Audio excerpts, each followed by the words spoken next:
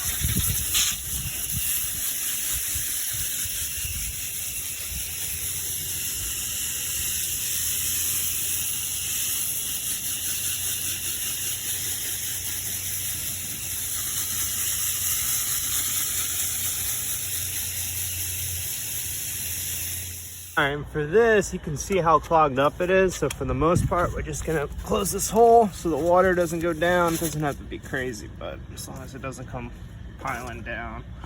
So I'm gonna acid treat it with this type of acid, which is stronger.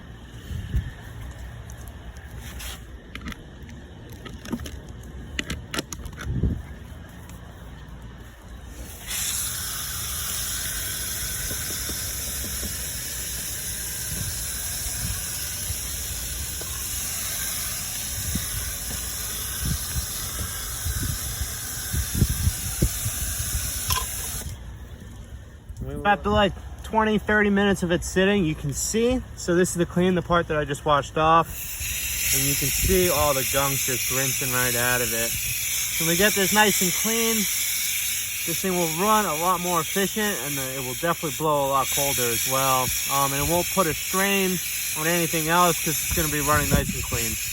So this is coil cleaning in place for a package unit.